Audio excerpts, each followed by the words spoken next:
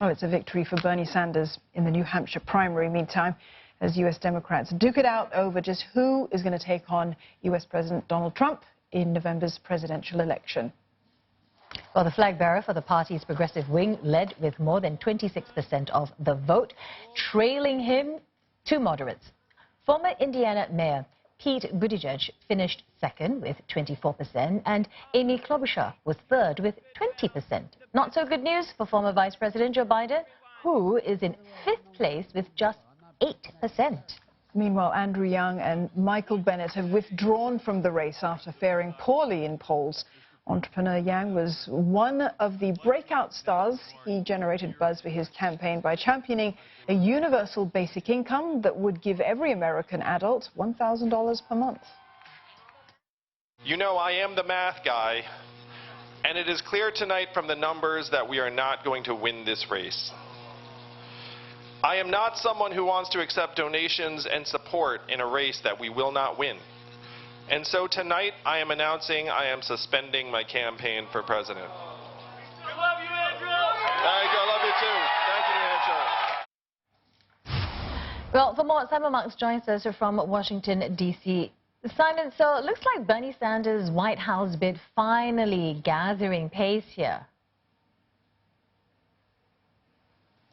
Yeah, Glenda, it's worth making the point, by the way, that Yang was much beloved by younger voters who considered themselves part of what they called the Yang gang. So it's going to be very interesting to see where his vote heads now that he's out of the race. But Bernie Sanders, as you say, ascendant at the moment after these two very early primaries, the Iowa caucuses last week and the New Hampshire primaries last night. So Bernie Sanders certainly seems set to take that most precious commodity in American politics, momentum, forward to Super Tuesday, that big moment in the race early next month when essentially the battle for the Democratic Party's presidential nomination goes national. Primaries and caucuses going to be held in around 10 states across the nation. But that's going to be a real test for Bernie Sanders and a real test of the central question that now dominates this race for the presidency among Democrats.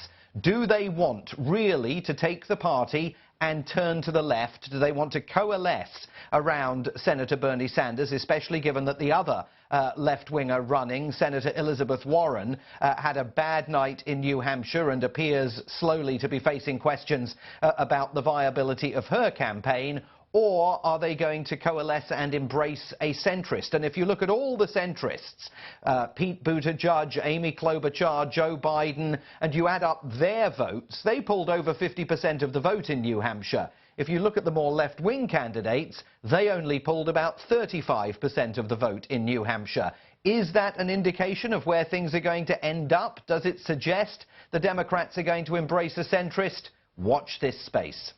So, Simon, Iowa and New Hampshire, we've got those done and dusted, but they're areas with predominantly white populations. As this race moves on to more diverse battlegrounds like Nevada, South Carolina, what are some of the new challenges these candidates are going to face? Well, it becomes a real test of their popularity more broadly, and no one was making that point more vociferously last night here than the former Vice President of the United States, Joe Biden. He didn't even stick around in New Hampshire for the results of the primaries because he knew he had done so badly there. Instead, he traveled to South Carolina, scene of one of the next contests, surrounded himself with a group of African-American and Hispanic supporters, and made the point very vociferously that the vast majority of Democrats have not had an opportunity yet to participate in this contest, and that the vast majority of African-American and Latino Democrats have not had an opportunity to participate. So he was saying what took place in New Hampshire, as far as he was concerned, didn't sound like the closing bell of a battle for him, but merely the opening salvos of a fight. Is he right? Is his campaign, for example, going to be sufficiently energized that it can actually maintain viability all the way through Super Tuesday? That looks like a very big question at the moment. And then, of course, there are other questions for people like Bernie Sanders and Amy Klobuchar and Pete Buttigieg and the others in the race. The former mayor of New York, Michael Bloomberg. Which one of those is going to be the breakout candidate that we're all going to be talking about the morning after Super Tuesday? This is a very, very fluid race with a very, very uncertain outcome. Which one indeed? Simon, thank you very much for that update. That was Simon Marks there.